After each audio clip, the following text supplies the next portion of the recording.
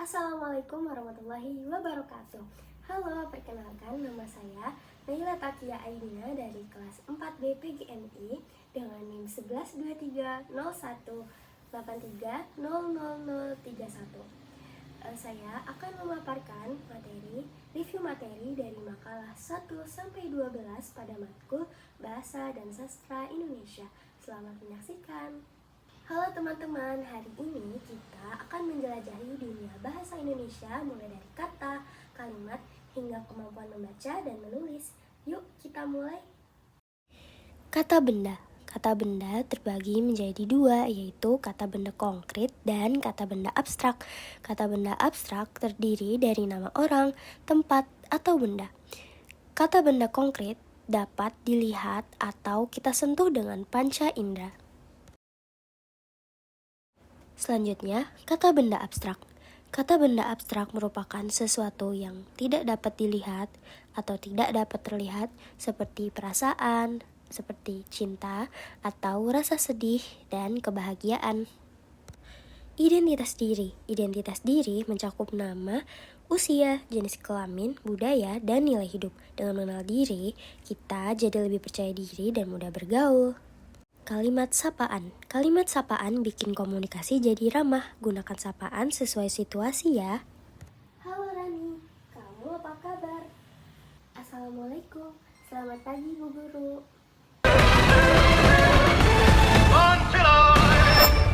A twisted web. We are not finished untangling it, not yet. What is this? CSI KFC?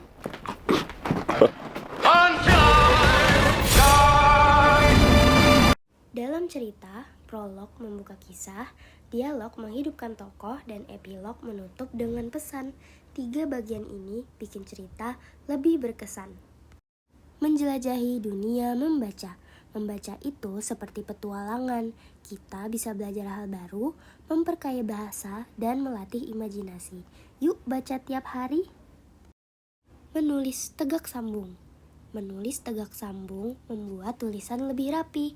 Perhatikan bentuk huruf, jarak, dan kecepatan.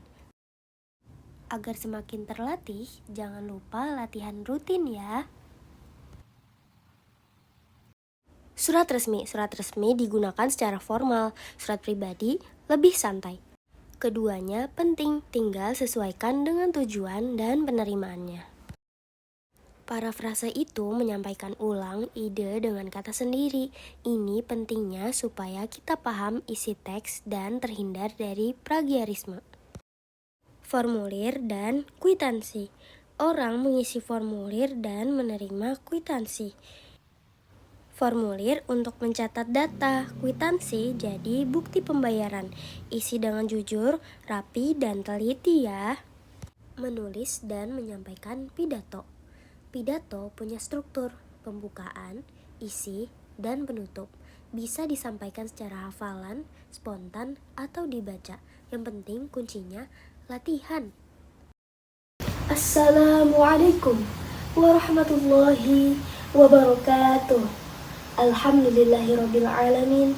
Wabihi nasta'in wa ala umurid dunya waddin. Wassalatu wassalamu ala ashrafil anbiya'i wal mursalin Sayyidina wa nabiyyina wa maulana Muhammad sallallahu alaihi wasallam.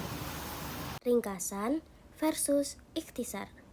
Kalau kamu ingin menyajikan isi teks secara singkat, pilih ringkasan. Kalau ingin mengekspresikan pemahamanmu, gunakan ikhtisar.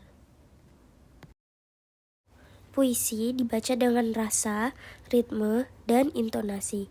Prosa dibaca jelas dan runut. Keduanya punya seni masing-masing. Berikut contoh puisi.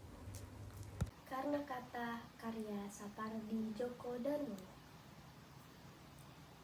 Karena tak dapat kutemukan kata yang paling sepi, kutelantarkan hati sendiri. Karena tak dapat kuucapkan kata yang paling rindu, kubiarkan hasrat terbelenggu. Karena tak dapat kuungkapkan kata yang paling cinta, kupasrahkan saja dalam doa. Itulah perjalanan kita hari ini. Bahasa Indonesia itu luas, seru, dan bermanfaat. Semoga kalian semakin semangat membaca, menulis, dan berbicara ya. Sampai jumpa di video berikutnya.